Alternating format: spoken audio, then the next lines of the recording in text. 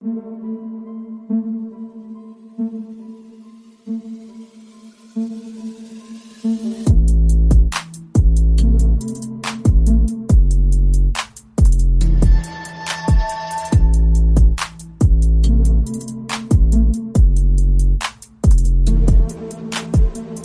and welcome to the Sam Cassell episode of the Hoop Theory podcast, aka episode 93, which is in honor of him being the best player from the 1993 NBA draft who does not already have an episode named after him.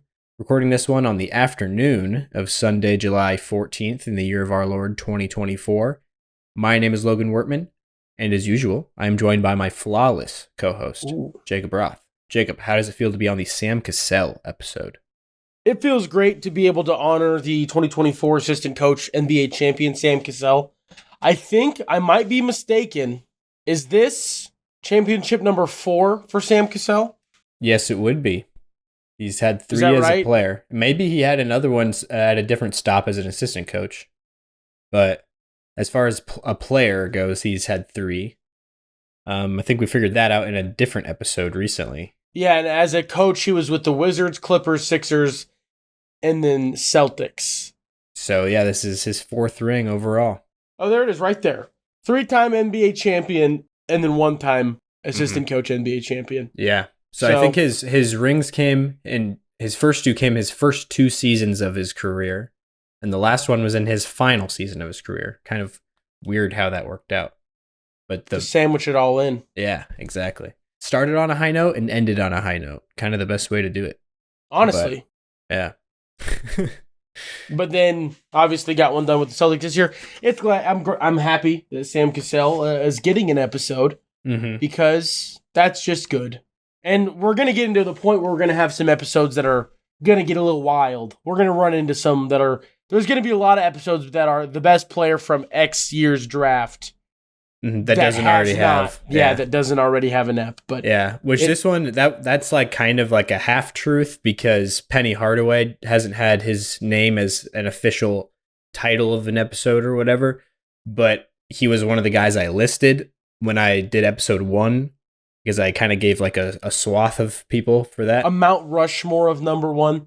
Kind of, yeah. I just kind of listed a bunch of guys, but Oscar Robertson, I think, was who I ended up going with.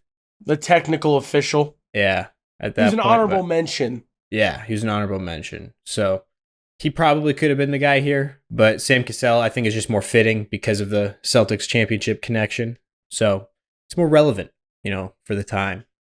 But before we get into the rest of today's episode, be sure to go on over to patreon.com/hooptheory, as well as buymeacoffee.com/hooptheory if you want to support the show.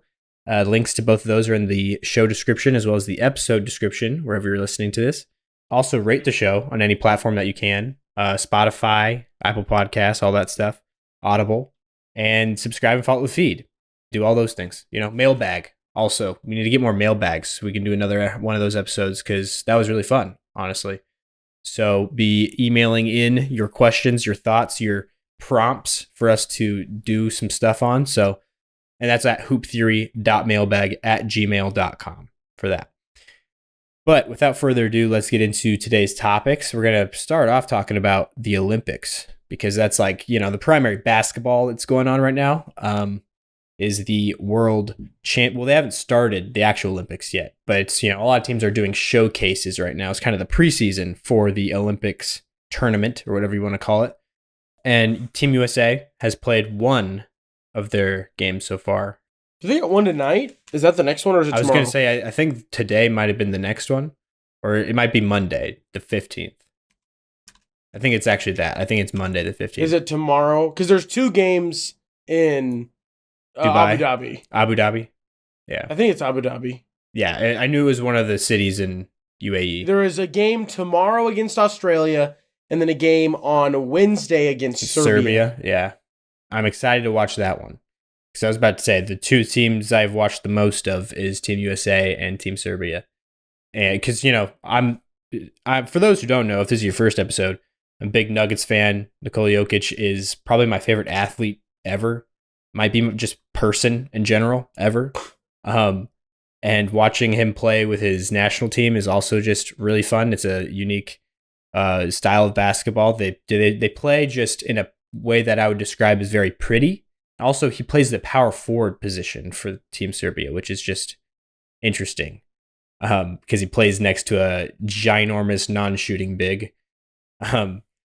But it's an interesting context to see him in. And they actually had a matchup against Wemby the other night. I'm not sure if you saw the highlights from that game. I did. Yeah, that was a nice matchup between the two of them. They've had a few of them so far in Wemby's short career, and it feels like every time they face each other again, like they both kind of escalate or build on what they learned from the last matchup against one another. Yeah, both of them are really like not cerebral, because I feel like cerebral gets used like as an excuse for like a guy that like can't do other stuff, but both of them are very like they learn. Maybe that's just the best way to do it, is they both learn from what they've dealt with before. They put a lot of thought into how they do certain things. And I'd say after probably the first time Jokić faced off against Wemby, ever since then, he's been very, very intentional about getting his body into Wemby at every opportunity he can to kind of fend him off, wear him down as like a shot blocker, to gain separation by, you know, putting his shoulder into him and then being able to go up with the hook right immediately after that just kind of negates his shot blocking ability. So doing that type of stuff, and also like certain decisions that he would make in situations that normally he would like throw a pass or start to go up for a hook shot or something like that. If Wemby is anywhere near the vicinity, he's just much more careful about doing things like that. And I thought it was funny. There was a shot the other night where he thought Wemby was far enough away that it was like, there's no way he can get to this. He was like, Wemby was up at like above the free throw line, and Jokić was on the low block, and he turns over his shoulder to go up with a right hook when he's on like the right side of the basket, and Wemby just like spins and puts his hand right on the ball from being up like by the free throw line. It's just like stuff like that is just, you know, he presents problems that some of the best basketball players who's ever lived have never had to face before or never deal with before, which is just an interesting It's thing. like he alters like everything the way that people act like Rudy Gobert alters the rim. But he like alters everything. It's not just the rim. It's at every point on the court if you can see him. Yeah, exactly. He alters people's mentals on the shot, and it's going to be fun to watch him continue to develop. No minutes restrictions, I'm assuming, going into next year. They probably won't. There might be some, but it won't be like this guy's like a fringe rookie. We're only going to let him play 24 minutes a game or whatever he ended up playing. He will get hopefully, if the basketball gods smile upon us, also known as Greg Popovich, their sage and prophet. If they allow us to get like, honestly, even like 30 minutes a game from Wemby would just be art. Yeah. I'm not even like at 36. I don't need nothing crazy. Just 30 minutes a game would be nice. I think what he ended with on the season, if you were to round it to the nearest whole number, it would have been 30 minutes, but it was like 29.5 is what he ended with. Did he start playing a lot more at the end? At the end, yeah. Because at one point during the season, it was more like 27 minutes per game is what he was getting. See, and it felt even lower than that at times. Like, you're like, why are we taking him out now? Yeah. Like, what is going on? Yeah, and also the other thing with that is even when he's on the floor, there's just way too many possessions that go by where he's not even given the ball. Maybe, and that's part of it too, where it doesn't feel like it almost made the Spurs, and we'll be probably doing this at some point this offseason, maybe with a surprise special guest that we've talked with before, maybe the like funness to watch draft or the enjoyability to watch draft from last season. And I'm sure we'll talk about it more then, but the Spurs not using Wemby like I would have wanted them to brought them down a lot, because I don't want to sit down and watch a basketball game and then be like, the only reason I'm watching this, if it's Hornets Spurs, is because of Wemby, and he's only there for, in terms of like actually being a part of things, for less than half of the game. That doesn't feel great. That doesn't feel great. So no, I get that. And then it's on ESPN, so you don't even get a good halftime show, and it's just yeah. So that was fun though to watch Wemby and Jokić face off again. Gobert as well. Something that I've found interesting about France is so far, at least in their tune-up games, they haven't been staggering Gobert and Wemby at all. I don't know if they're going to continue to do that. I feel like they just have to be like, whenever you're in these types of games, and like honestly, you see it like with like the Celtics in the playoffs or in the regular season or the Nuggets when they were on their crazy run, you just kind of try stupid things that you know isn't like the correct way to do it. Mm-hmm. But you're like, oh, in a pinch, what would this situation be like? Like, I'll never forget during the regular season last year, like when we saw Marcus Smart, there was a game where Mazzulla was just like, let's have Marcus Smart be the primary defender on Joel Embiid, like, for like 10 minutes and see what happens. Mm-hmm. And I'm like, what are we doing? But it was more like a stress test of like, okay, how much can we get away with in that specific scenario? Uh-huh. And the Celtics ended up losing that game. And that's the only reason it made me mad. Because I was like, we win that game 9 times out of 9 if we just play Robert Williams and Al. Like, that's all we had to do. Uh-huh. We just win. But they wanted to test and theorize some things. So maybe that's what the French are doing with head coach Tony Parker. I have no idea who the head coach of the French team is. I said Tony Parker as the first person that's French that popped in my brain. I can't remember off the top of my head. I feel like I knew at one point, but I might be misremembering or remembering a different person. Like Team Canada is coached by Jordi Fernandez. I know that. Vincent Collet, maybe. Collet? Yeah, I'm not sure. But the French team though, with trying different things. Like, he was Wemby's coach. He's the coach of the Metropolitan 92. Oh, interesting. He's been the head coach of the French national team since 2009. Oh. So he's been there for a while. But he also just happened to have been Wemby and Koulibaly, and was there another Met 92 guy that I'm forgetting? Probably not. Anyway. There was, I know the name of a couple more, but they're not on this team or in the NBA. So, but there was that one with the really interesting last name, Hofat, I think was what it was. Oh, Hofat, heck yeah. You don't remember those memes? I do remember Hofat. He did like jersey swaps with like everybody. Or Ho You Fat. That's what his last name was. Ho You Fat. I think. I'm pretty sure is what it was. I didn't remember him in terms of the like 92. I'm pretty sure he played on Mets 92. I just remember Ho You Fat as like as a name. Yeah. I'm pretty sure that's where he was playing. Were we talking about it for I don't know if we talked about it. I thought we did for maybe. Like the Philippines, when they were not in the Philippines, they were in, or was that World Cup in the Philippines? FIBA. Yeah. I don't know if he played it on that for anybody, but he was Wemby's teammate. Steve, pretty sure.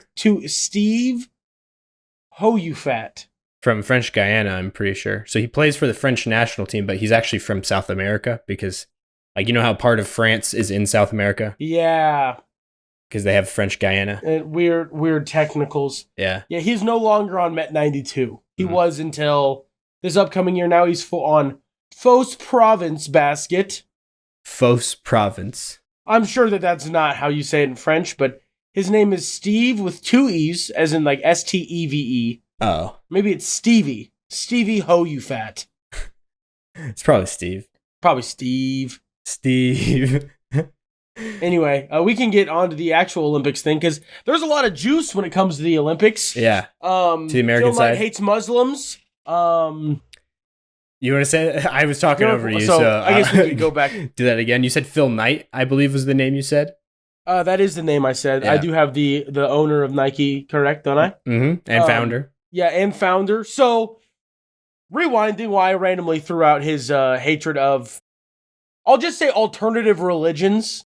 Which is confusing to me because I thought he was like a, like in the movie at least, Air. Yeah. Where Ben Affleck is portraying him. He's like a yoga, like he seems to be kind of like a spiritual hippie kind of vibe. You know what I mean? So it's weird to me that he would be at least portrayed that way. But in real life, he is like a really strict Christian guy who's all about censorship. Devout. Yeah. Anyway, but going back into it, this all started because Kawhi Leonard put up a heck of an effort and tried to be able to be there for his country on the U.S. Olympic team.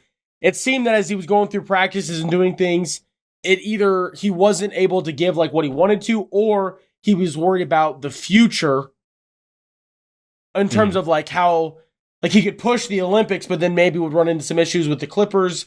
And I'm sure that the doctors that are employed by Steve Ballmer were like, hey, Kawhi, I know that you don't trust us, but we have the Intuit Dome coming, and we would really love if you could play.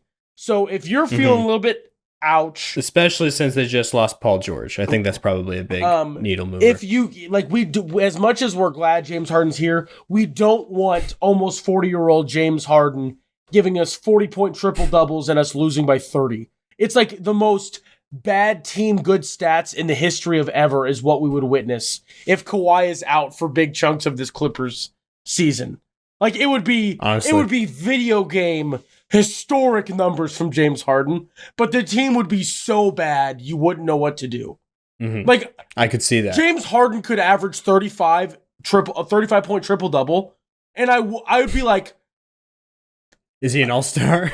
Is he even an all-star? Because of how bad that team would be if he did that. Like, and I don't think I'm being that obtuse when I say that. I mean, it's definitely a bit of an exaggeration, but it's not. It's funny because of there's some truth there. It's the exaggeration of reality. Like, it's still in the realm of reality, but just the furthest edges of it. Anyway, so long story short, down that little rabbit hole, Kawhi Leonard stepped aside and gave up his spot on the USA national team. Then it was almost immediately filled by Buffalo Soldier Derek White. Shout out. Yep. Big fan. Boston Celtics legend. I think he might go down as like my favorite Celtic just because of like just what he does. Anyway, it doesn't matter. Derek White filled the spot. A lot of people were like, why Derek White? And I think that there's like a lot of like logical team building avenues. Was Derek White the next best player available? Absolutely not. Not disrespecting Derek White, but he is not Kyrie Irving. He's not Jalen Brunson. He's not the person that we're going to talk about probably the most, Jaylen Brown. There's a lot of other people that are way better that could do that, and essentially what they needed a defensive, specifically guard, I think is kind of what they wanted, but you get a lot of versatility with Derek White. Not as much as you already have with Drew, but you have a lot of defensive versatility. So Derek White filled that spot.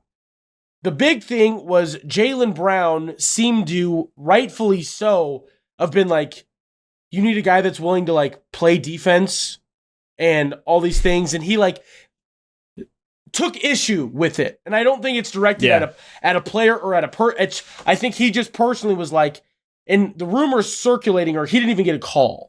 He didn't get asked if he was available. Yeah, and like if you think about replacing a player like Kawhi Leonard, if you're trying to match, what's like not even in a vacuum, but like what is the most Kawhi Leonard-esque player available? Like Jaylen Brown is just about as close to Kawhi Leonard as you can get in a lot of ways. It's like peak Kawhi, but like a step down. It's literally that. Like, not first option, peak Kawhi is what Jaylen Brown currently is. Not first option, so it's a step down. I'm not saying they're the same thing, but in terms of like... And he runs the floor a lot better than Kawhi ever has. He's like a lot faster and a north-south athlete, but doesn't have near the same capability as Kawhi does in like a mid-range post-up. On the offensive he's a lot more side. adept at that. Yeah. But defensively, like and that's usually what it like... That's what is worrisome about this team in general, is like there's some personnel sets that they could throw out there that defense would, not because the guys can't play defense, but there just is not that like defensive fire and gusto that you might need in an Olympic scenario. And maybe that's like, I feel like that's kind of a widely known consensus. That's almost always the issue that you run into when you build these super teams of the Olympic rosters or all-star rosters, is the defense isn't always there. That's why every single Olympic roster or Team USA for like a solid decade had at least one Plumlee brother on it, or it's just a player like that. It's like a role guy who can come in and do role player things. And it's a guy that he can do that because that's what he does in the NBA. Yeah. So JaVale McGee was another, a guy that was around that Team did USA. that. And this year, I honestly feel like this might be one of the better defensive Team USA teams that we do have. It's just the way that the roster... Team USA is in a weird limbo because, LeBron should not come off the bench. But if you're trying to build, this defensive terror juggernaut, you have, it'd probably be, AD at the center, and we can talk about it. Anyway, getting back to the... You want to build an all-defensive lineup? Is that what you're trying to do? Yeah, but we can do that in a little bit. We need to probably finish and button up this, Jaylen Brown scenario situation. Yeah. So, and then a lot of people kind of went down the rabbit hole of, Nike hates Muslims is the joke that was said. And it's more that I think that when Kyrie got dropped, when Kyrie kind of went through that phase where he by Nike, he got dropped by Nike. Jaylen Brown was one of the most vocal, pretty much called that's Nike, not even that's not fair, but called Nike a hypocrite. Oh yeah, you as a company have some of the worst business practices that have ever existed ever. And you're going to, ostracize Kyrie. Take the moral high ground or something. Yeah, I think that might be, one of the exact words or phrases he said was moral high ground, in this situation. And it was I think he said something are you going to pretend you have morals now? Or, you're acting like you have this, something about morality. You have, you place significance in that. But yet you have these very immoral practices and unethical ways of doing business that you have continued to do for a long time now, which very valid criticism. Yeah, I think it's a very valid criticism. I'm trying to find the exact quote and I'm not able to find it. Yeah, that's okay. But he's just been very vocal out against Nike. Obviously, Team USA and Nike, it's essentially Nike building a team, that's just essentially what it is. Nike is very ingrained into all sports, Team USA. That's kind of a big part of it. Oregon has a giant track chokehold on the track and field world. That's just kind of the way that things are. So a lot of people think that's why Jaylen Brown was not even considered for the opening, even though in all parameters, Finals MVP, was a huge reason for all NBA. All NBA. Was he? Was he at All NBA? Yeah, wasn't he? Third team. He was third team. I want to say, or did he get snubbed for third team? I don't think he did. Get snubbed or make? He did not make. I don't think. Or maybe I'm mixing up defensive team and. I think you're right. I think he was the top vote getter off. Now that I am thinking about it, I think he was the top vote getter outside of All NBA. Yep, he made All NBA last season, but not this season that just got done with. He made second team last season. Yeah. And that's how he got the big payday, which led to all sorts of other conversations that happened. Yeah. And then the other thing that got me mad, and this is the last thing on this, I feel like we need to get maybe more your side on who you would have picked, Logan. But the thing that gets me irritated is Jason Tatum, the Nike athlete. It's it's widely known that he's a Nike athlete. Gets asked by reporters, "Are you sad that Jaylen's not here? Are you bummed that JB didn't get that spot?" And then if the spot would have been filled by a random person, it's different. But the spot was literally filled by his teammate Derek White, so he can't just be "Yeah, I'd way rather have Jaylen Brown be here instead of Derek White being here." Yeah, my other teammate. I mean, I'd rather have Jaylen instead of him. What is... that irritated me. I thought that I was finally going to get to a time of peace where the random Jaylen and Jason Tatum can't coexist. They're not friends and should not be on the same team and there's drama and all this. I thought that was done and over. But it is not at all. It's almost worse. It's everywhere and it makes me mad. Also, shout out to Jaylen Brown for winning Best Finals Performance at the ESPYs. Yeah. That was awesome. But I think I've kind of vomited all my info on that. And would have been awesome to see Jaylen Brown. I mean, I have 3 Celtics on Team USA. I'm not upset at all. I don't care. That's awesome. Yeah. And I'm pumped. And Red, white, and blue, baby. Yeah, it definitely could have gone to Jaylen Brown. I don't think that's wild. I definitely think that it's reasonable for him to feel some type of way, especially about feels like if he didn't even get a contact. Yeah, which I guess I don't know how that stuff usually works. If they usually are contacting multiple people, a couple people. Yeah, I'm not completely sure how that works, but for him to be mad about that specifically, it feels like it probably, is something that is usually put into practice where they Grant Hill will be reaching out to multiple people to kind of gauge their either availability or enthusiasm about, joining the roster before he makes decisions on who to add.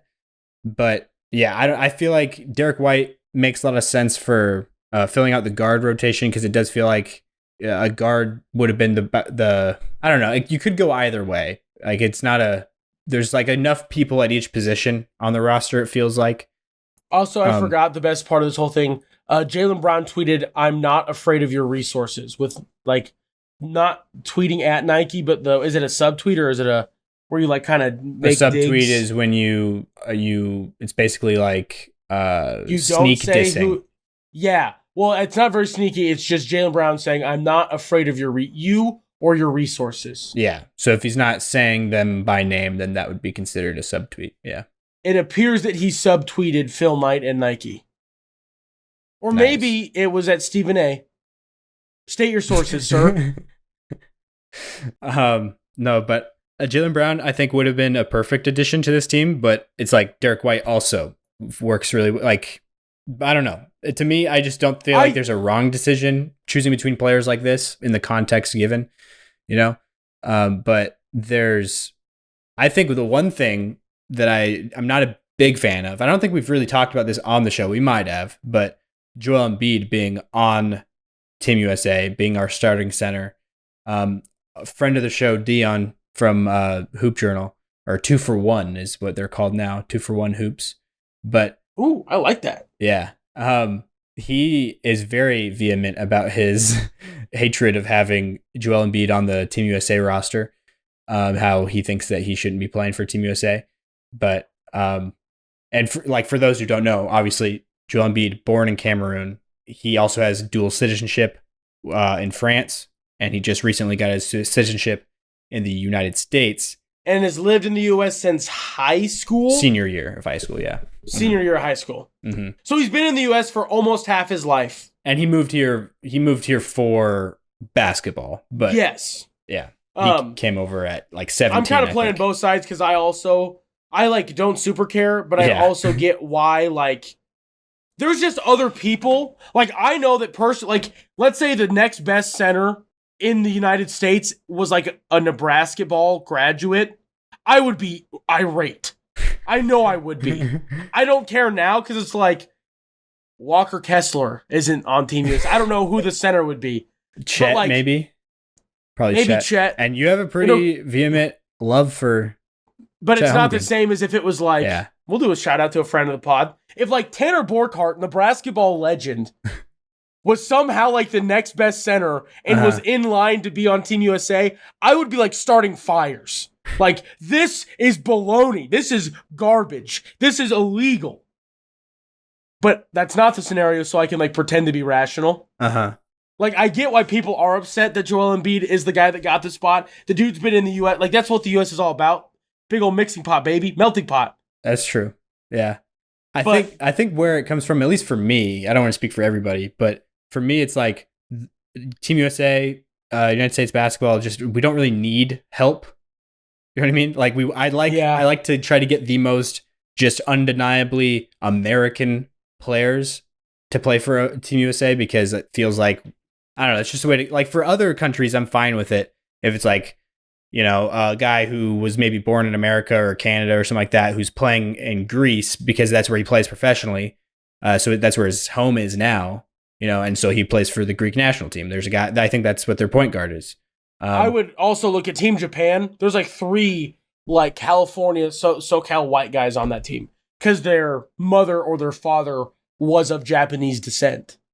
Oh, really? And so that's how, I know that there is at the minimum one guy that's name is Matthew Smith Yeah, or something. I assumed that guy was like what I was saying, who's just a guy who plays there professionally now and doesn't, because he doesn't look like he has any Japanese descent in his blood, but just by looking at him, he looks like kind of your normal Iowan white boy. Joshua Hawkinson. Yeah, that's who I'm thinking of. I don't know where he's from exactly, but he looks like a straight out of Ohio or something, you know? He is partially Japanese. Oh, is he? He is an American-Japanese player. Let me see if I can find his parents.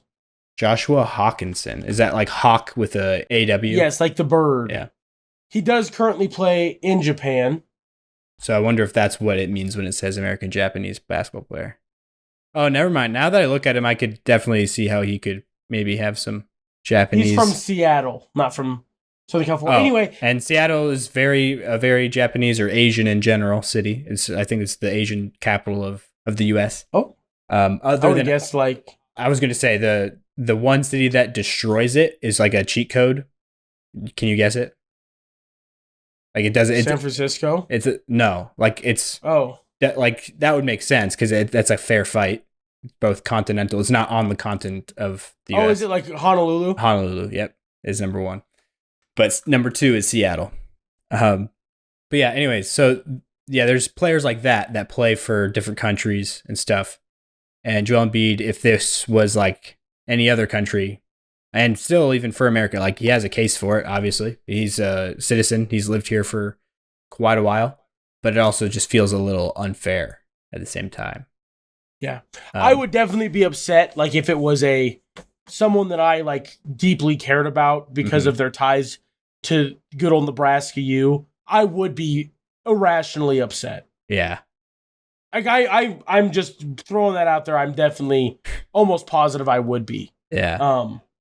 But in the past, we've had, Hakeem Olajuwon played for Team USA in '96, I believe. So also feels weird. It happens. It's happened before. But then there's also like if your team doesn't qualify for the Olympics. Mm-hmm. But Joel Embiid's probably good enough to get Cameroon to qualify if he were to play with them in qualifying rounds. And he wouldn't really even have to try if it was France, if he went to France. Well, who knows? Luka Doncic is the second best player on planet Earth, and he couldn't get his team to qualify this year. Didn't he run into the best player on planet Earth? Wasn't that kind of part of the issue? No, he ran into Giannis. Yeah, so it wasn't second Jokic, or third. He ran into Giannis. Yeah. No, I wasn't trying to make like a sense. I was still putting Jokic at one. I just mixed up what team that Luka ran into. Oh, and he ran into Giannis. Mm-hmm. But still, like for some reason, Slovenia needed to beat Greece to qualify, and so even having Luka Doncic, the second best player or third best player, I also think they need to retool how they do qualifications, and maybe this is like I feel like, and this is going to be a thing that almost no one will understand, but I'll do my best to explain it. Division II athletics, everything is regionalized, but the regions are like geographical and not just like pretend. So if you look at like March Madness for D2 as opposed to D1, D1 they call it the West, the Central, the East, and the South, or whatever or Midwest, whatever they call those regions. Mm-hmm. But they're like kind of like Villanova could play in the Midwest region. And that doesn't super make sense. Or why? Who's like that? Like you're saying that's what the Olympics would do that's how equivalent? D1 works. That's how D1 works. And that's not how the Olympic works right now. The Olympics works as like D2, where in D2, there is hard regions and like only schools from that region can represent that region. So you could have the best 16 teams in all of Division II basketball, and not all of them would make it because they're all in the same region. Oh, like some of them just would get bumped. The Olympics works the same way as like there's always going to be teams that come out of Asia and Australia. Yeah, and Africa. Mm-hmm. Yeah.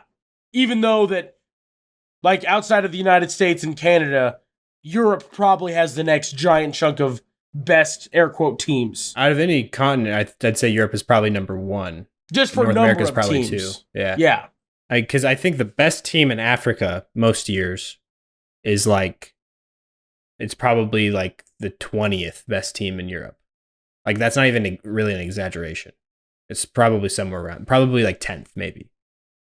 Because the best team in Africa year over year, is like maybe Nigeria or Sudan has some good players with Bol playing there. Or South Sudan does, excuse me. It kind of just depends on the timing also. Because, like, a Jordan, for example, randomly just was crazy in FIBA because of Rondae Hollis-Jefferson. Rondae Hollis-Jefferson was just Michael Jordan for like 3 games. And is there anything more terrifying than like a C- to C player in the Olympics playing for their home country? That's an NBA player. In the NBA, they're like B-, C+ type of player. And then they go to their home country and it's just like, oh my goodness, this is nuts. Like, Rudy Fernandez, I think, is kind of like the poster child of that. And it's like kind of lowballing, but like Argentina had more pieces, but then like there was like a lot of pieces for like Argentina that they were like really good for a couple of years. Oh yeah, they beat the only gold medal that Team USA has not won in the Olympics since we started sending in 2004, wasn't it? Yep. Since we started sending NBA players was 2004 against Argentina. We lost to them in the third place, not in the third place game. We lost to them in the semifinal. Because it was Scola, and they went on to win. Ginobili. I feel like I'm missing. Yeah, Scola, so number 2. But I feel like I'm missing another person. They had another NBA level guy. Yeah, I think they had a few guys. Can't remember off the top of my head, but yeah, Luis Scola was definitely the Robin there. But was the next Ginobili best guy, was a 6th man, not because he should have been, but that's just the role that he played. In the for NBA, the Spurs and the NBA, and then he was like an absolute monster, superstar. Yeah, played like he was the best player in the world that summer. Like there were, Spain's also had some of those. Like pre-NBA, friend of the show. Like if the show had rafters, this man's jersey would be hanging in the rafters. Ricky Rubio. He was another guy that had like just a crazy. That team was loaded too, though. That team was good, but like he was like one of the. He had some performances where he was the best player on the court. And he wasn't even in the NBA. He was their star. Yeah, he was like 17 and he was their star. And I mean, both Gasol brothers helps. That kind exactly. He was playing on the same team as both Gasol brothers, as well as Serge Ibaka and Rudy Fernandez. Also, all NBA players. Is Serge Ibaka, does he break the record for the most teams he could play in the Olympics for? I think he has because he's from Congo. So that would be and then Congo. So there's one team, and then France just by like proxy. Relationship between those countries, he would be able to play for France because that's like the mother nation. And then Spain, he was a citizen of while he played there, I think professionally maybe, and then Team USA potentially would be able to play for. I thought Canada was in there for some reason. But maybe I'm just, since he played in Toronto, maybe I don't know. It's just crazy. It's just a very cultured man, Serge Ibaka. Very cultured.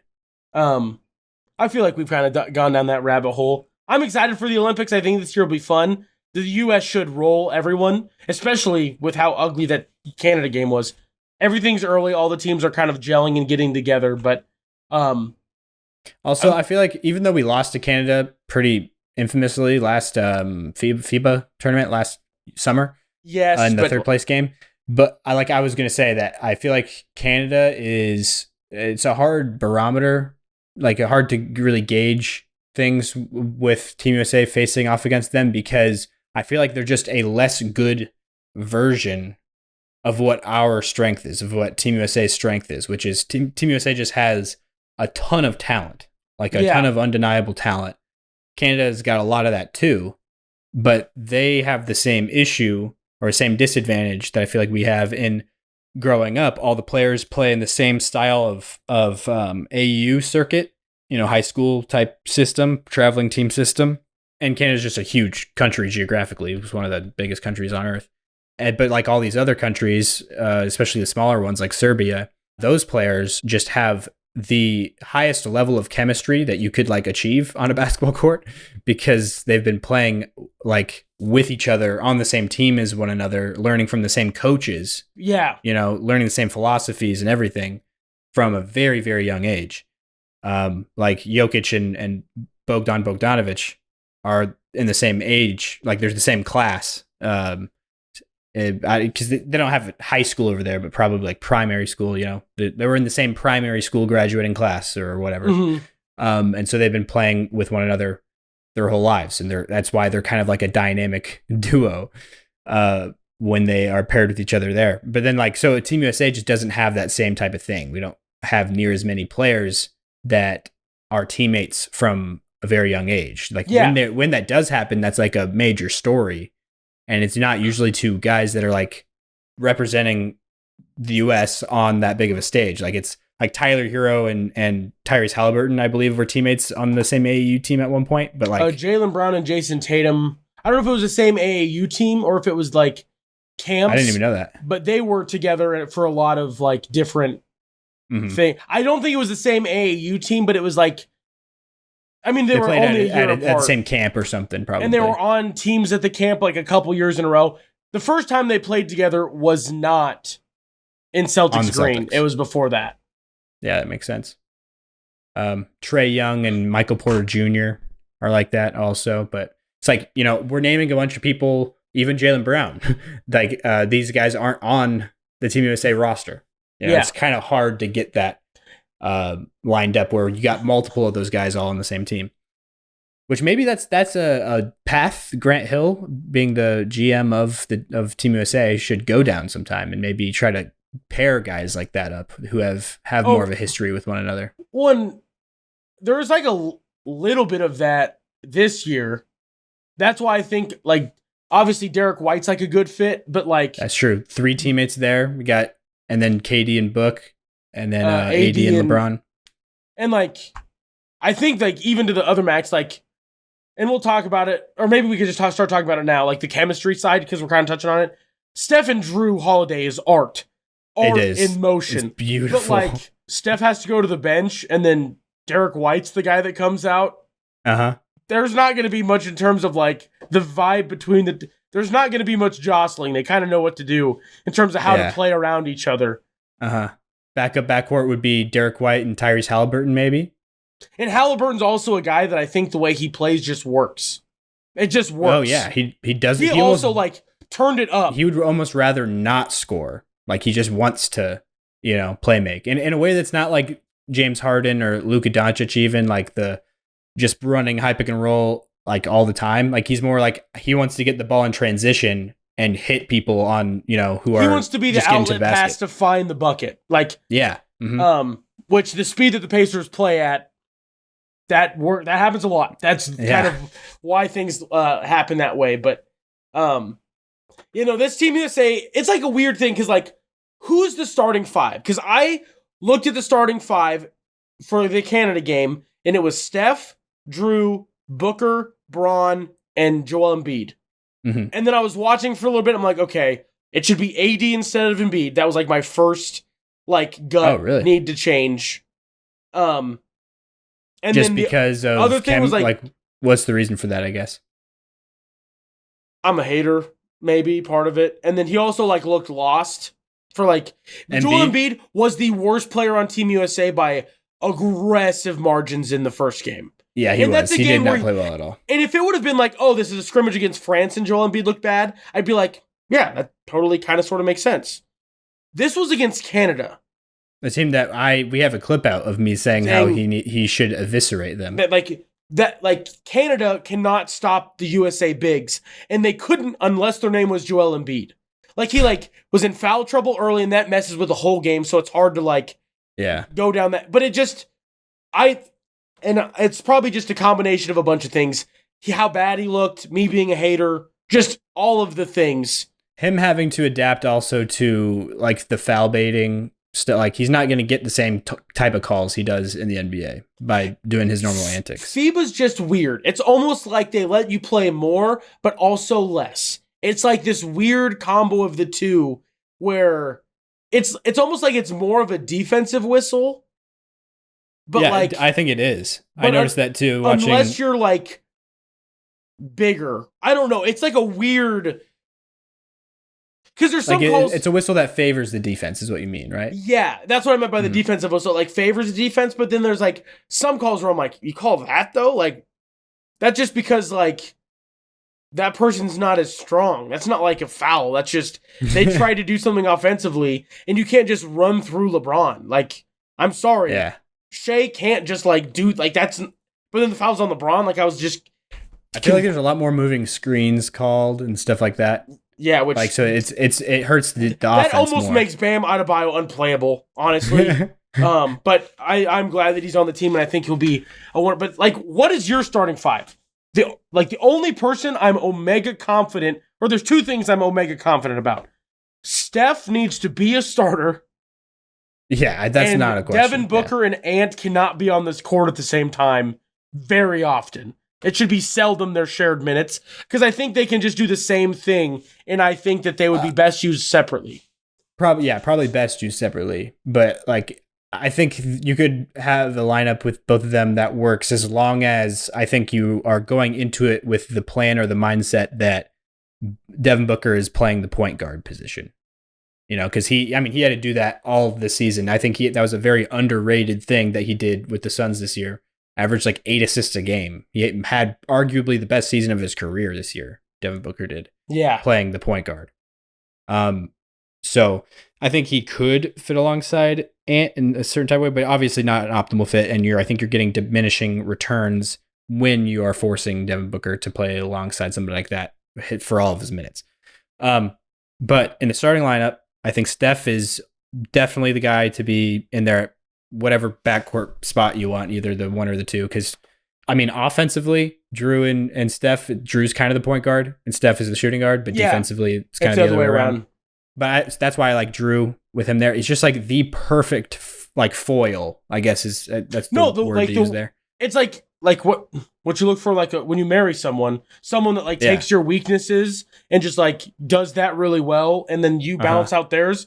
It just allows Steph to do whatever he wants offensively, and then defensively we can still just put him on. And it's not even if it's like a 1 or a 2. It's like there'll be some teams in FIBA where their 2 guard is just way better than their 1 guard, and you just put Drew on whatever guard you're worried about cooking. And then, like against Serbia, you're probably putting Drew on Bogdanovic. Yes, I don't have enough like other rosters to be able to be like, oh, Shea, probably the point guard, but you're not putting Steph on Shea. That's not. Yeah, that's what. Yeah, they had Drew on Canada. They had Drew on Shea, and I don't even think they put Steph on Jamal. I think they put Steph on Lou Dort. They ran a lot of weird, which I like to. These are the games where you do weird stuff to figure out like what options do we have. It made sense to put Booker, because Booker is he is a better size matchup for Murray, and then Lou Dort you're not near as worried about on the offensive end. So then this is the other thing that's a problem. KD didn't play. Yeah, injury, calf strain. Oh, okay. So but KD's still planning on like being there and playing. He was listed as day-to-day on that. For that game. Because that makes the whole other thing. So is it just KD for Booker? It might be. So yeah, I didn't get through all the guys. So we got Steph. The lineup that we had for Canada was Steph, Drew, Booker, and then LeBron and Embiid. Joel Embiid. I'm fine with Embiid at the center. I don't mind if what we end up going with is AD. If Joel Embiid continues to lay a bunch of goose eggs and struggles, then yeah, I think AD should be the obvious choice there. And then, but yeah, Steph is, I think, the clear, obvious starter there. I think LeBron is a pretty clear starter as well. And that's the other thing that's like tough is like you put Tatum in that spot, you don't have like this giant drop off in quality, but it's also like let LeBron cook one last time, because odds are this is the last time we have one of the greatest players of all time playing on Team USA. Just let the man cook as a starter. I also think that it works really well with him being kind of like the deferrer. Like he can kind of do all of it. He can kind of fill in any role at any time. It's crazy also that like you can tell how much respect that the rest of the team has. Like even the Ant, who's like, I'm the number 1 option, and all of like, honestly, Team USA probably doesn't have as many big personalities as it used to like 4 or 5 Olympics ago. Like there's a lot less of these giant since the Iverson era. Yeah. But like everybody is very clearly like LeBron is like the GOAT or the patriarch. No, that makes it sound like a little but yeah, he's like the top dog. Make it sound what? That the patriarch, that made it feel like a little weird, but he definitely, everyone respects LeBron as like the top voice. That's the word. Maybe more than Steve Kerr. I don't know what that all looks like. I feel like Patriarch fits really well because it's like a national team also, though. Yeah, but I also just feel like the connotation as opposed to the denotation of patriarch is what made it like weird in my head. Like people wanting to abolish the patriarchy, that type of thing. Is that what you're saying? Just the negative connotation that's been associated with the word patriarch. And then also, like, they're not his children. They're just, like, other full-grown men. Like, that's what I think messed with the word in my brain. Yeah. He's the patriarch of the clan. That just still feels weird. Okay. All right. Like, do you not see how it feels a little weird? Not at all. Honestly. Okay. Make this a clip. I feel like I'm not alone. Okay. I feel like if I were to say father even, or like the father figure, then it wouldn't have been as much of a, like, would that have riled you up the same type of way? Not the same way, but it just feels weird because they're all full-grown men, Yeah, I suppose. It reminds me of an answer that he had one time where somebody asked him about that, and he was like, or no, it was Kyrie. It was the Kyrie thing. He's like, yeah, this somebody dude's asked Kyrie. not my dad. He's like, I'm a grown man. I remember that, like that exact interaction as well. Because Kyrie was like confused. He's like, no, I'm a grown man. This is weird. Because I think the question was like, what is LeBron like? Do you view him as kind of like a father figure on the team or whatever? Yeah. But anyways, yeah. I think that whatever you want to call him, he's the voice. He's the well-respected elder. Yeah. That's the word that makes me feel comfy. Unk. The unk. Yeah.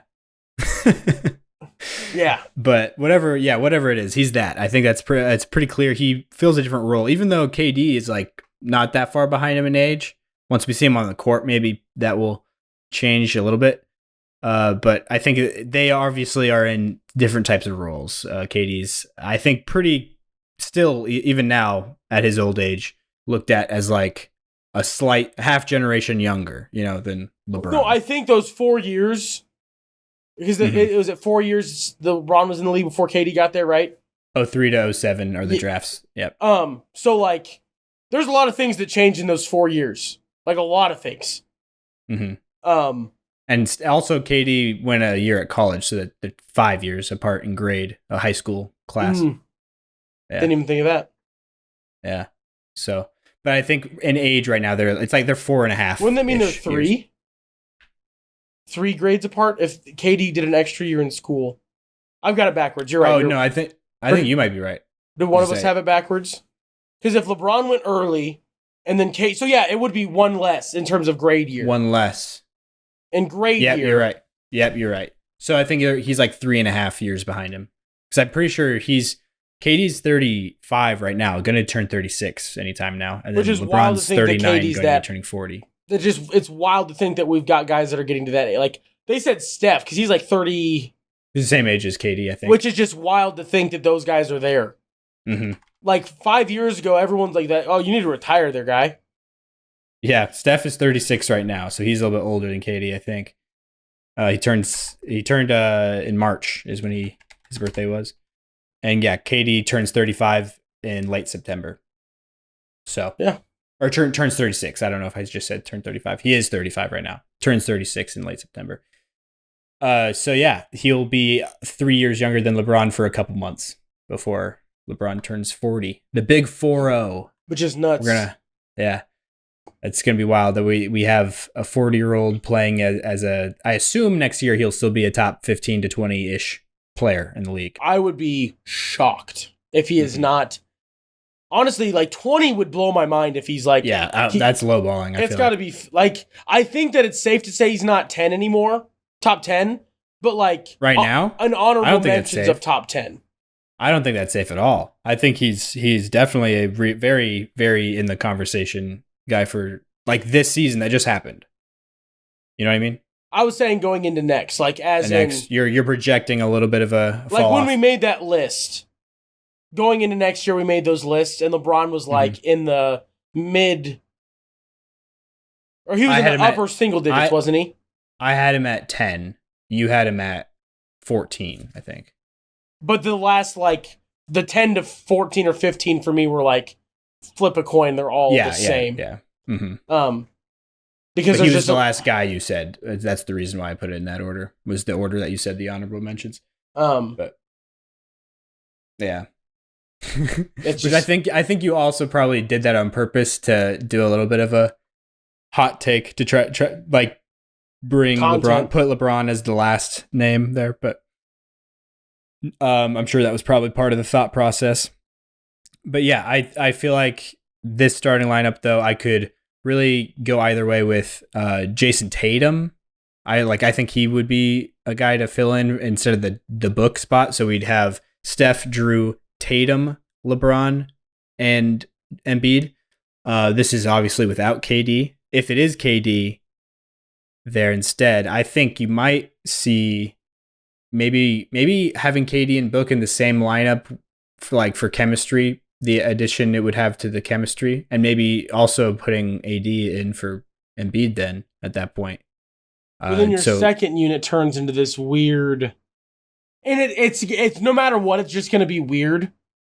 Yeah, you got to fit stars together. There's going to be multiple stars on the court at all times, for sure. And that's part of me why I think that I would lean towards Tatum in the starting lineup, because I feel like he would be able to be a role player more than others.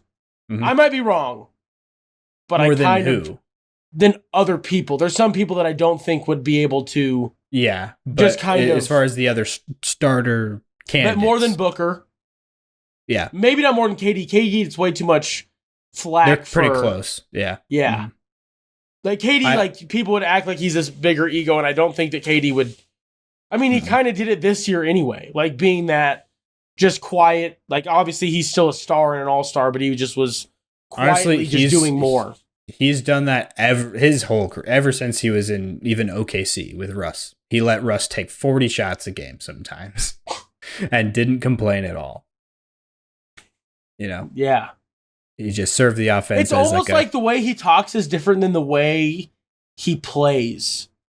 Like the way that he talks about stuff, like in interviews after, like having like, I'm Kevin Durant. Yeah, you know my name.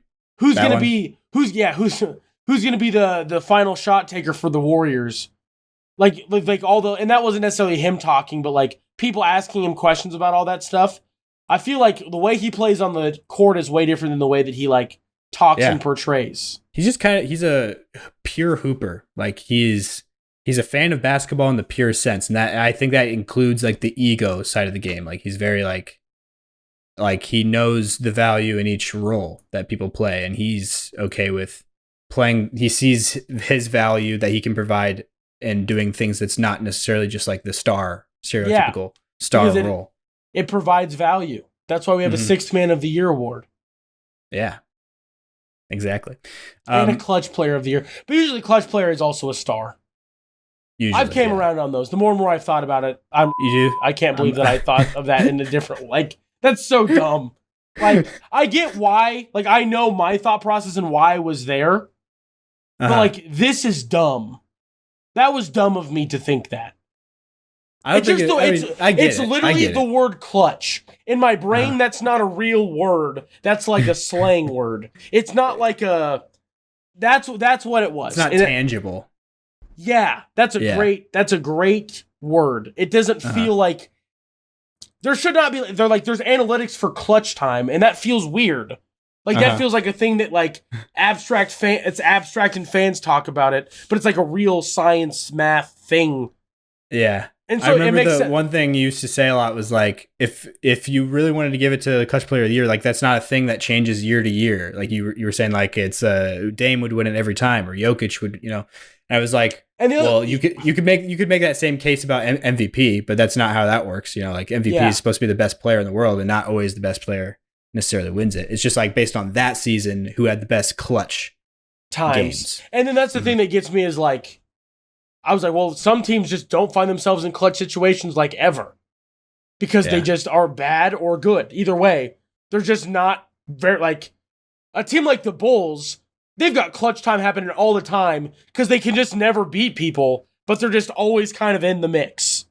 But then they're a competitive team, but they get their middling. Any middling team is probably going to be playing in a lot of clutch games. Yes, but then you've got teams like the Hornets, where like their only clutch time games are against teams like the Bulls.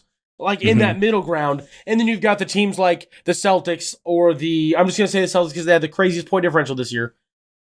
That like, yeah, there was just these crazy, there just wasn't clutch times. They won like 4 games by 50 points. They also somehow lost 2 games by 40 points. I don't know how that happens. That never makes sense to me.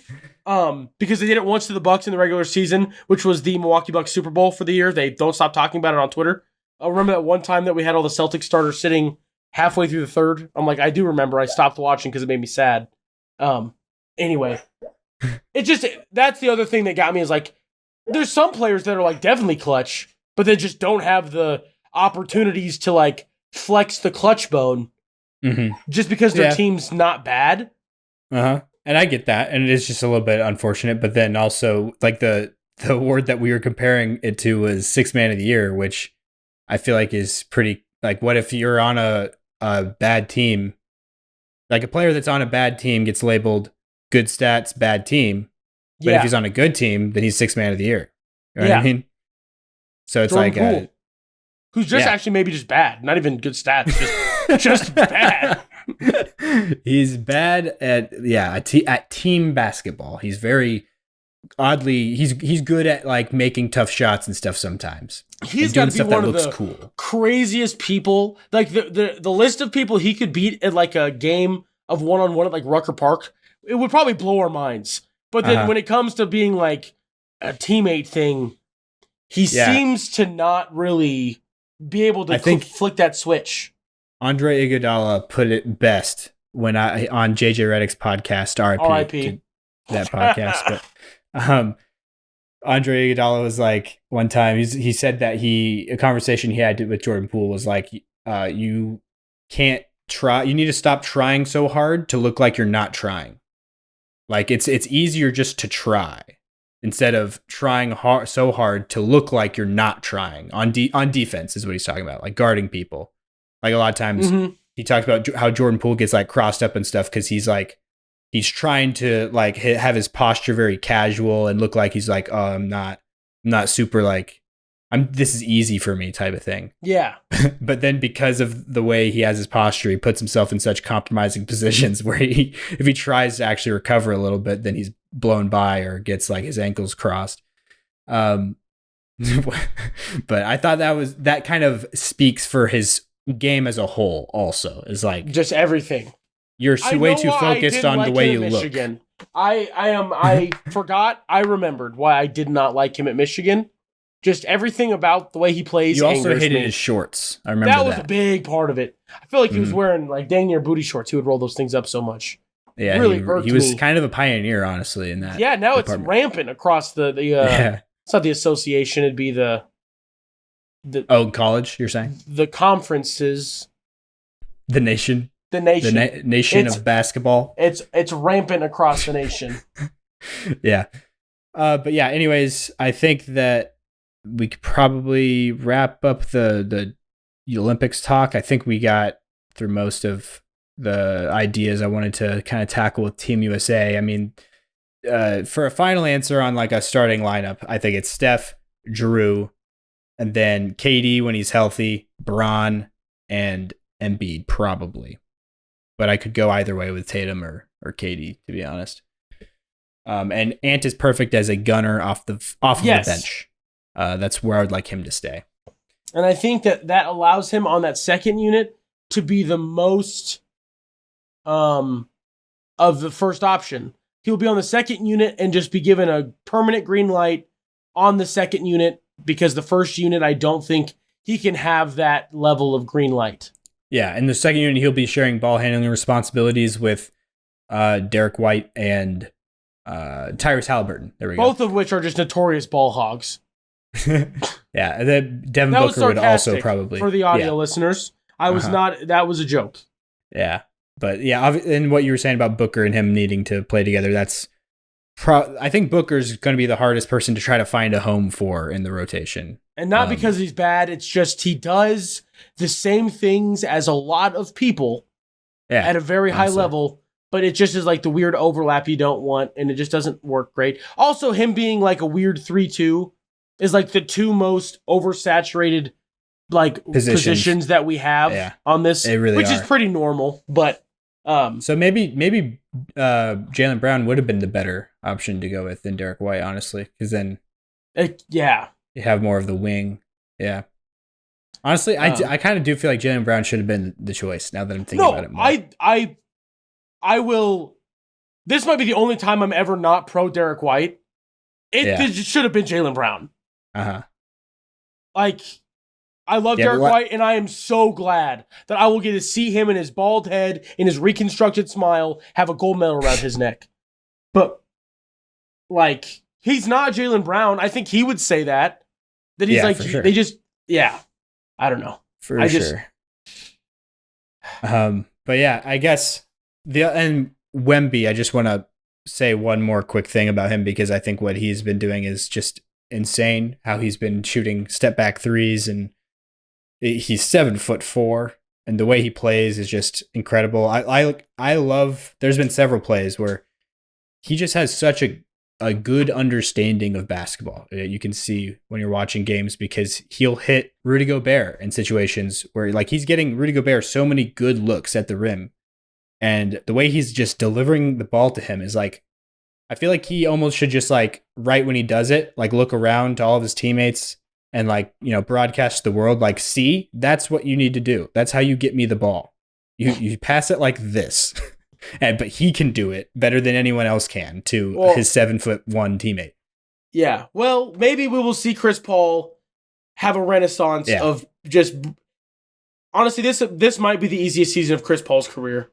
Mm-hmm. They might not be good. It might be. But he just will have to not think like at all. He'll be like, wait, so I just have to make the passes that I've been making my entire career, but it's like 20 to 25% easier because the target is 20 to 25% larger than anyone else I've ever passed to.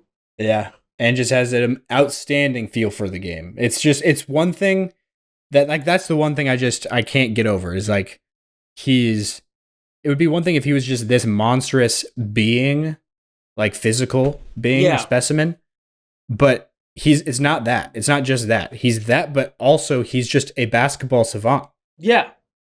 Like he's very good and well thought out, very intentional with a lot of the things he does on the basketball court. It's just a very rare combination. No, there's guys that are there's like two reasons he's in the NBA. There's guys that are only, no one's him size, but there's like people that have the physical stuff that he has, and then there's people that have the mental stuff that he has, and both of those separate get into the NBA. But then for some freaky psycho reason, in France, God put them in the same person. And it's breaking the NBA, and I think we're just beginning to witness it. And another small part of me hopes that him and Chris Paul all blossom into this, like, almost like, I don't say friendship, what's the word I'm looking for? Like, mentorship. Where, like, they're forever entwined, and Chris Paul stays relevant for even longer in the minds of little people, because every Wemby interview ever, he'll just bring up Chris Paul. You know what I'm saying? Like that type of I could see it kind of being like it's the first time I think of this, but like a Oscar Robertson and Kareem kind of pairing. Yeah. And it just goes on forever. And it makes Chris Paul's lack of championships null and void because he's what gave Wemby a new outlook on life and just broke everything. That won't happen, but it'd be cool if it does. Yeah. But yeah. Speaking of Wemby and young players coming to the NBA, I have had something brewing in my heart of hearts for a while. I hate the new CBA. Yeah. I hate it. Okay. The collective bargaining agreement that they recently signed. So, for those that don't know, the CBA, as Logan so eloquently said, is the collective bargaining agreement. The NBA players signed a new one last offseason. It officially kicks off this offseason. It officially turns on, or did it turn on last season? Last season, because that was like the 65-game rule and all that stuff. So it did kick on. This is the first year where contractually some of the new changes are really look to be plaguing some of the GM's minds. I was listening to Bill Simmons' podcast, and he had a point that I was like I'd thought of, but I hadn't really like thought of enough to go down and like get into the weeds of it. And I'm going to kind of now and get your thoughts, Logan. So the new CBA has created these aprons there's a level that you have to be at, and I don't remember what the number is, but every team has to reach this number. Like, so that's why we're going to have guys. Floor? A salary floor. 120, I think. Yeah, you have to spend at least that much because every team, at least 51% of basketball money has to go to the players. And so they take rough numbers, and that's how they get that salary floor. So there's no Oakland A's in the NBA. They're not allowed to just spend like $30 million and make roster. 120. Yeah. So then there's another apron, which is like what we used to regard as the old luxury tax. Mm-hmm. Is what the next apron is. If you're above the first apron, then that's what the old luxury tax was. It's a little bit of a bump. You get a couple weird things taken away from you. But then life goes on. Then there's the second apron, which is like Omega luxury tax, crippling depression to the ultimate, where if you're in it for too many years, you lose your first round pick. If you're in it for, it might even just be 2 consecutive years. If you're in it for 2 consecutive years, you lose your first round pick. I want to say it was 3 out of 5 or 3 out of 4, something like that. If you're in it for 3 out of 4 seasons in a row or 3 out of 5 seasons in a row, then you lose your first round pick. Which is nuts. It is. And then you can't sign people on buyouts. If someone gets bought out, you can't sign them. You don't get a mid-level exception. I'm trying to remember what the rule for that was. It was you can't sign them unless their contract that they just got off of was worth less than the MLE or something like that. Like you can sign buyouts, but there's some more than the MLE. Yeah, like you can only sign them if it was worth less than the MLE. If it was worth more, then you can't sign them. Yes. Yeah. Okay. Yep. So there's like all these rules that it puts on. Overall, I think it just makes the job of a GM a little bit harder. And the biggest problem that I have with it, because the overall goal is probably to like spread the wealth of the NBA, more good players in more places. One team can't hog everything.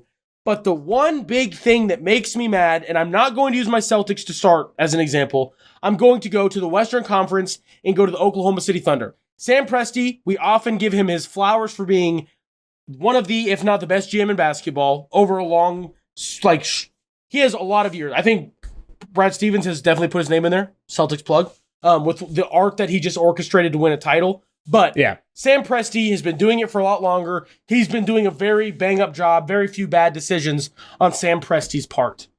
But the thing that makes me mad about the way the CBA works, a player gets the supermax and you've drafted them.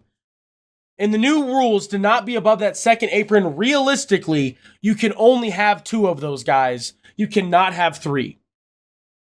But the reason that this makes me angry is a team like OKC has 3 guys that are on the trajectory that I believe to be worth that supermax type of money. I would say more likely than not, but like there's a very, very real chance. If they make All-NBA, either Chet and so Jalen Williams. Shea's the no-brainer, J-Dub's the other one, and then Chet Holmgren is the third. The Oklahoma City Thunder drafted all 3 of those guys. Not that they were making this big risk. Most people knew Chet was going to be pretty solid. It's not like J-Dub was kind of a gem. Like they dug and they found him a little bit later in the draft. But it's not like they were but the fact that they do everything right, they're willing to give these guys the moon, they might not be able to keep those 3 guys together that they drafted, that they didn't draft Shea, but I don't know how. But the fact that they can't keep that core 3 together just because of the CBA rules makes me so angry. That they did everything correct, and now they're potentially going to be punished for it. A team that I think is already being punished for it, as we've seen them have a very quiet offseason, a team that's very near and dear to your heart, Logan, is the Denver Nuggets, because they don't want to get bumped up to that second apron. Yeah. Jokić, no dub, best player on the planet, supermax money, give him the universe. Jamal Murray has been paid. The silly Nuggets made the fateful error of giving Michael Porter Jr. and Aaron Gordon money. So now they're in this weird position where they can't really afford, unless they go up into that second apron and get taxed $1 zillion, to keep everybody, not keep everybody, but build a team that's not either rookie deals And not even like, it can't even be high end of the first round rookie deals. It has to be like near the bottom of the first round rookies or a bunch of vet minimums or just minimum size contracts, two-way players. And if that's the way that we have to build the NBA moving forward, I think it's terrible for the NBA.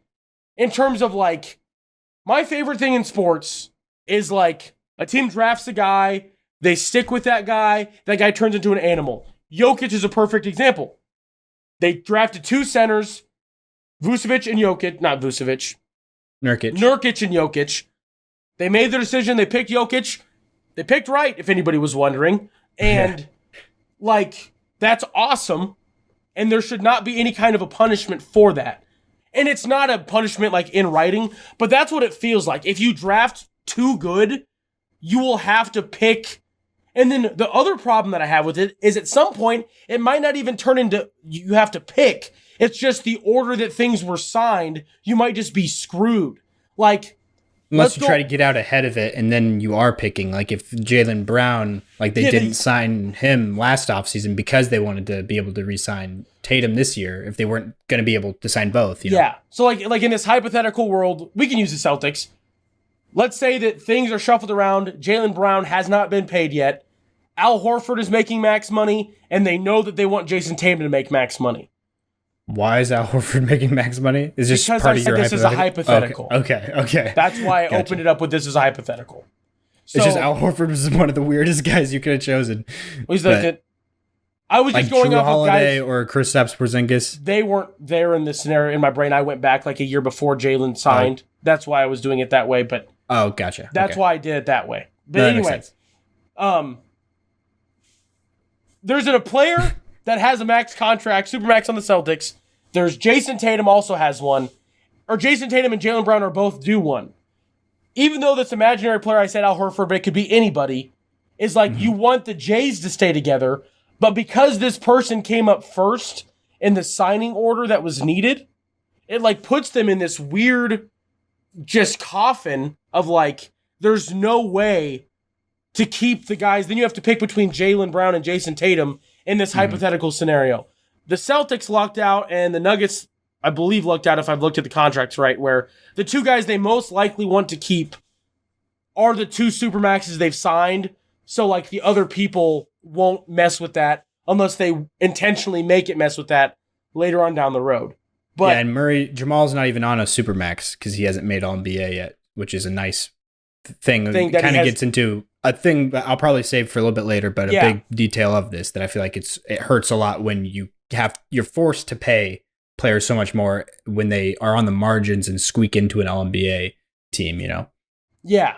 And it's just dumb to me that like a thing picked by the media is like such a giant money difference. And like you said, we'll talk about that later. But I just think that it puts, and I don't know what a solution is. Like Bill Simmons brought up like maybe guys that you drafted that you get the supermax to, like maybe the super part of the supermax doesn't count against your cap.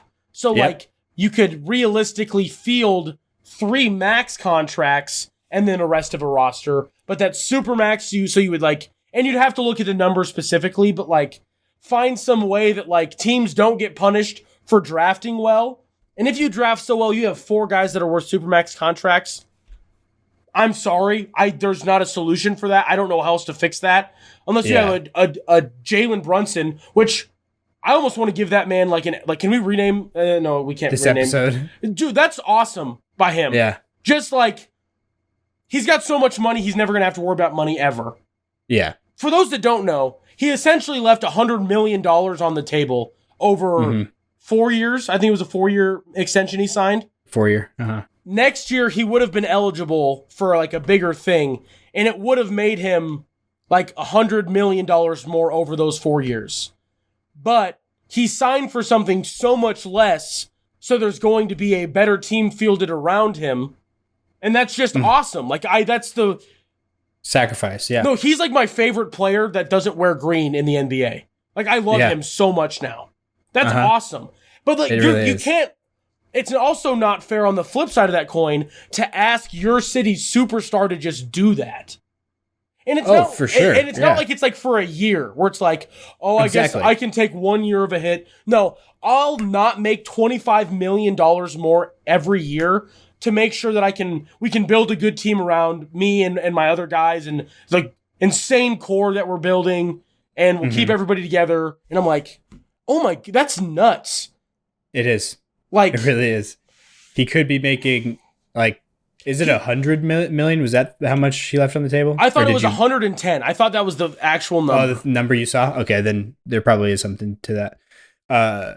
Yeah, because he's making, on this next deal, he'll be making like mid-30s per year up into the low 40s by the end of it. A 4-year, $156.5 million extension was signed. Yeah. Next year, he would have been eligible for 5-year, $269 million. Gotcha. So it would have been next summer that he could have signed it. Yeah, but he signed it early. But like, it was all really clearly intentionally, and he left $113 million by signing a year early. You just don't see that happen. I mean, that big of a pick. Like, you've Tom never seen Brady that. kind of did that for like a lot of years. He was worth like 35, and he was only getting like mid-20s for like probably the last like 6 or 7 years, 5 or 6 years he was in New England. Like, he like took less. Okay, so he did do that for quite a while. But also, like, Tom Brady is different than Jalen Brunson in the fact that if I was Jalen Brunson or Jalen Brunson's agent only thinking about money, I'd be like, there's no guarantee that we have like something sitting here again after this like long extension. Like, there's no guarantee that we have some sort of giant contract waiting for us. Yeah, this definitely wouldn't be something an agent would have advised. No, this was Jalen Brunson like being like, let's find something that's fair, but I'm cool. Like, I don't even know how the conversation could have went. Like, do you just walk into the GM's office and be like, if you're nice to me, like, how do you even? I think honestly, I think a big reason, because there might be some people listening. Like, I feel like I have been that way at some point, where you think, oh, me in that situation, I would do that too. Like, because it's like you have unlimited money. Why does it matter at that point? But honestly, I think you don't see this happen like at all. Not just because like once you get to that level, like it's hard to do that. Even if you think you would do that, when you're not in that position, once you're in that position, things probably would change. But then even on top of that, a lot of agents, I don't think would even allow something like this to happen, or they would really push for this not to happen, because this hurts agents' careers a lot of times, because now that massive underpay is seen as like a giant ding to their credibility and their career as an agent. Like, that's just something that I feel like a lot of people don't think about sometimes, but your agent Rose is who his agent is, and I know that name. Sam Rose? Yeah. Is he related to Leon Rose, the GM of the Knicks? Oh, there's no way. He might be. He's the agent for OG, Jalen Brunson, Chris Duarte, Frank Ntilikina, shout out. There is way too many former Knicks on this list for it to not maybe be a thing.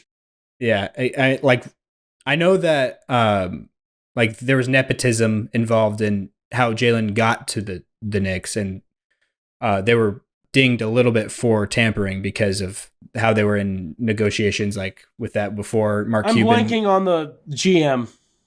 Leon Rose. I'm just trying to figure out if they're related. They are son and father. Oh, okay, yeah. That would make sense. I'm double checking. And Rick Brunson has been with the Knicks for a while, Jalen's dad, as an assistant coach. Sam Rose is Leon Rose's son. Yeah.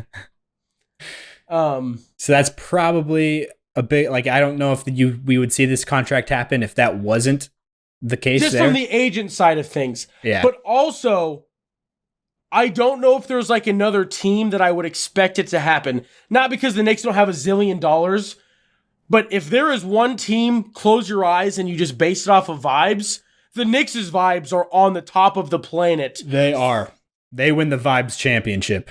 No, they win the Vibes Championship, sweeping everyone. They could run a gauntlet across the entire NBA 5 times over, even over the team that just won the title for banner 8. Like, they're probably one of the other contenders for that, for the Vibes. But for those, like, And then it makes you wonder, like, when Mikal Bridges is, like, set to get paid, like, will he do some crazy crap? Well, like, follow suit, you're saying? Like, is this going to be a thing where, like, the Knicks' core are all this, like, paid half as much as they should be, and they're like, LeBron, let's get one for the Big Apple. And then LeBron just shows up, like, after this Lakers contract. Like, I guess he signed a kind of long one. Wasn't it a couple years, like 4 year? Or was it no? Who? LeBron. Was it he just just two? continued his 1-and-1 deal. It was the 1-and-1 thing he did again. Yeah. So he plays next year, then he has an option. So he just essentially has. He's been doing that for over a decade now, I think. That's crazy because I feel like it hasn't been like a topic of discussion ever since he went back to Cleveland. He's been doing it. Oh, so wow! This will be 10 seasons this year. That's also crazy to think that he went back to Cleveland 10 years ago. 2015. Yep. That's nuts. 14 off season, but yeah, 14-15 season was the first year. Sorry, we kind of went on a detour. I felt like that needed to be given love. No, that's awesome. I think it's good content, honestly.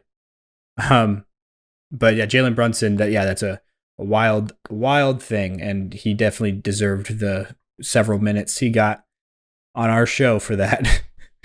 It's not $113 million, but maybe it's worth more, honestly, if he's a big Hoop Theory fan. Maybe. But yeah, the CBA thoughts though, like you're saying, how it cripples teams and like the punishment that it gives to them, and also the solution that you had brought up, the potential one that Bill Simmons was Bill Simmons' solution provided, is actually a thing that I've thought about before. Last offseason when I kind of had this same type of thought process, but it was not because of this CBA necessarily, but it was because of the way that things have worked for quite a while now, with the incentive that is added for players who make All-NBA as well as win Defensive Player of the Year, and that is supermax contract. Because for those who didn't know, if you do either of those two things, make an All-NBA team or win Defensive Player of the Year, then your max contract goes up by like a significant amount, like 20% more than what you could have made before. Per year. I guess it'd be the same, but... Yeah. Which all of that extra money is counted against your team's salary cap. So in a way, fans of the Celtics are kind of incentivized, like last season rather, they were incentivized to cheer against or root against Jaylen Brown making All-NBA, because then he would be a much, much higher value contract for them just it would by be default. Gross. It would be disgusting. He would be making like $31, $32 million as opposed to right 50 now. Something.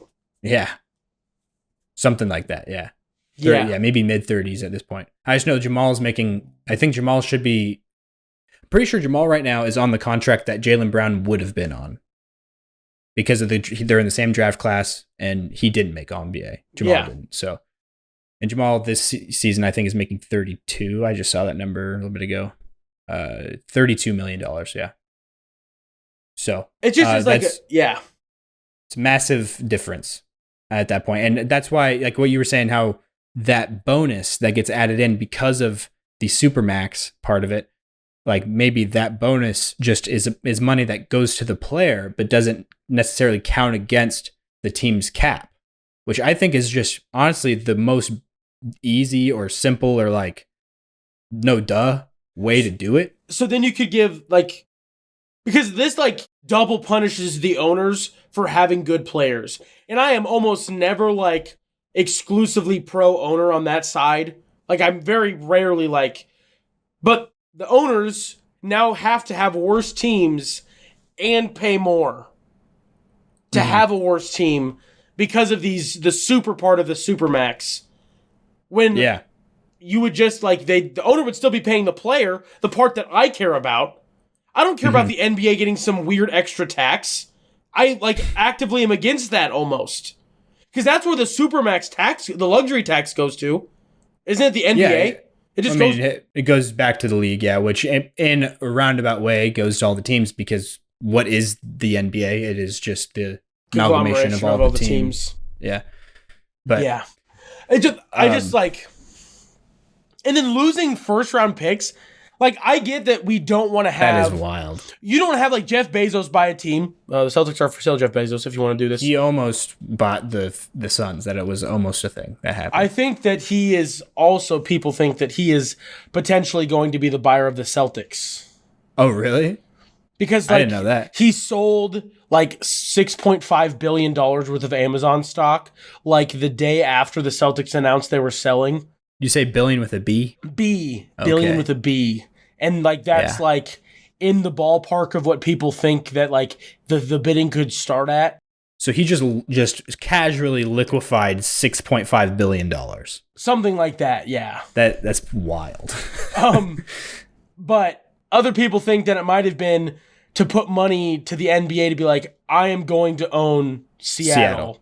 I think it's probably that, because that's where he's from, isn't it? He's not from Seattle, but that's where I think all of his, like, adult life has been developed. I'm pretty sure Amazon's I think he's from, like, headquarters- Albuquerque, New Mexico. I think I looked at this. Oh, that's that might have been why people thought he was going to be a Phoenix owner. Maybe that's the connection there. Maybe. But, I'm pretty positive that Amazon's headquarters is in Seattle. That is correct, because I thought he was from Seattle, and I was going to make a funny tweet and be like, looks like the Seattle Supersonics are coming back, and it's the death of the Boston Celtics. Jeff Bezos is going to move Boston, which I don't know if the NBA can say no. I think they can. I think they would. I think that would be one where, like, you cannot move that team. I think it's actually easy for them to say no. I think they have to have over 2/3 or 3/4 maybe of the owners vote yes for them to move. Oh. So it's like for sure, almost, more than just the majority has to agree. It's got to be okay. More you know. But there was one time though that like Donald Sterling back in the 80s infamously just moved without telling anyone. Moved all of the Clippers stuff moved it from San Diego to Los Angeles, and it just didn't ask the league if he could do that. Famously known as one of the owners of all time. One of the guys, one of the owners of all time. I don't think he'd probably be high on the list, but he is one of the owners. Might be low. I would wager very low. I don't know if there's much worse. Depends on what kind of list we're talking about. Yeah. He's high in saying, ethnic slurs. Likelihood to be denied admission at the gates of heaven. He's probably pretty high on that. Yeah. Betting odds. Or the gates of whatever afterlife you choose to be privy to. Uh-huh. I just feel like not to alienize or You know what? Actually, screw. I'm just kidding. I'm not gonna do that. But anyway, I don't want to talk about that guy anymore. Karl Malone. Just kidding. We're just gonna not talk about terrible people. Bring up terrible people. Just keep going down the list. I kind of lost my train of thought. You were on a roll. Yeah, we were talking about the CBA owners. You brought up Jeff Bezos for some reason, buying a team. He liquidated a bunch of money. Celtics are for sale. But it seems like it's just the Grusbeck family wanting to get out. Yeah, I think, but before we even started going on the rabbit hole of how he was becoming an owner, you were bringing him up for some other reason. I'm almost positive it was just for that. Oh, I thought you were saying something about choosing an example of a super rich guy who can pay out. Oh, you're right. You're actually totally right. You could just find someone that's so uber rich they don't care, like a Jeff Bezos, and they would just pay the luxury tax and they wouldn't care, whatever. But then you lose your first round draft picks, and that means less people get into the NBA. Not actually, but also less people get drafted into the NBA at the very least. It's just those picks don't go to anybody. They just get vacated. Yeah, they're just gone. So then there's more undrafted. I mean, there's one more undrafted free agent, I guess, a year in theory. I don't know. This year there was only 58 picks instead of 60. Yeah, it's been like that the last couple of years. I feel like. I just feel like it's just a lot of dumb, and I don't like it. No, understandable. I get that, and I do think that they should look into doing something about that in the around next the CBA. Yeah, and the avenues that we're suggesting of being able to add that money to, give it to the players, but make it so that you're not punished for that financially, because that feels like it's a bit of a dumb handicap that's not necessarily. And then another thing, NBA teams don't make as much money as people think they do, because a lot of teams don't own the arena they play in, so they don't get like all the ticket sales. It's kind of like a farm. Like I've heard this said about farms before. Like farming is a very around the margin sort of profitable thing you're doing. Like you're not making a ton. Like compared to you have to spend. There's a lot of cost that goes into operating. There's a lot of input costs. Yeah. And then the output cost that you're getting, the profit, is just marginally more than what you're putting into it. Yeah. And then there's a whole new, I don't know, I was going to go down that rabbit hole. But that is a very, because of how much inputs that farmers put in, whether it's in fertilizers or in herbicides or in all of those things, like they do get a giant check for what they sold in grain or in corn or in bean, whatever it is. But they also spent a ton, so there's not as much on the top. Like you still can there's farmers that only farm and that's how they make a living for the year, but it's not like as cushy as that giant check at the end of the year would seem. Like they sold their grain for $4 million. Well, they spent 3.75 to get it grown. So so it's hard to start a farm, in other words, also because of the up cost. You have to the upstart cost. Yeah, man, shout out to economics theory. Yeah, I've never taken an economics class in my life. But. I took kind of sort of one, but not really. we took personal finance. They kind of talked about economics and stuff. That's true. I do remember not paying attention at all in that class. Yeah, because there was a bunch of stuff our parents probably should have taught us, and mine did. Like, we watched Dave Ramsey videos. Shout out to that guy. If you don't have money, don't spend it. Yeah. Now you don't need to purchase Dave Ramsey stuff. That's not true. For some people that don't have wonderful parents like mine and like Logan's that kind of ingrained the value of the dollar into our brains by brute force, some people need that type of a aggressive structure. Yeah, but he's also like, don't use a credit card, which financially is usually you're losing out on a lot of value or benefit. I use a credit card for everything because I get a sickle 1% money back on everything, and then sometimes it's more. But then you just have to pay off the credit card in its entirety at the end of the month, and don't let that debt pile up. Anyway, we will do a tidbit theory on credit card debt in the United States of America and how it's piling up. Okay. In a future episode, we'll do that. I'll write that down right now. I'm going to add it to my list of topics. You got a list of topics, too, that you're filling out. Well, I've done the research for some of them. So, some of them has tidbit theory, the topics for tidbit theory. And then it has, a bunch of the links I click on to, as we're free-flowing talking about coming up soon is going to be the American Buffalo. I think we have too big of an episode at this point to try to get into any of the, DeRozan moves and other off-season moves. There's been a couple that have happened. Murray is another one. DeJounte, not Jamal. Yeah, as a trade. But I think we'll dive more into those in the future instead of trying to move into that now, seeing as we've already got quite a bit of a episode going. I don't want every episode to be 2 hours. We're trying to get it back to a more humane length. 90 minute as a top end type of deal. So I think that would be it for today's episode. Thank you for listening. We really appreciate it. Please do all the stuff I said at the beginning, the Patreon, the Buy Me a Coffee. If you want us to live and to thrive and to make this dream work, that would be much appreciated. And we'd be forever grateful is the biggest part of it all. Yeah, for sure. And to do all the other stuff too. Support us in non-financial ways if you so wish. Hit us with ratings. We don't even care if they're 5-star. Just rate this on Spotify, Apple, wherever you can rate. Please do. And Logan already kind of previewed all the other stuff. Yeah, TikTok, all the social medias. YouTube's the big one. Go to YouTube, because guess what YouTube won't do? Maybe get shut down. So head on over there.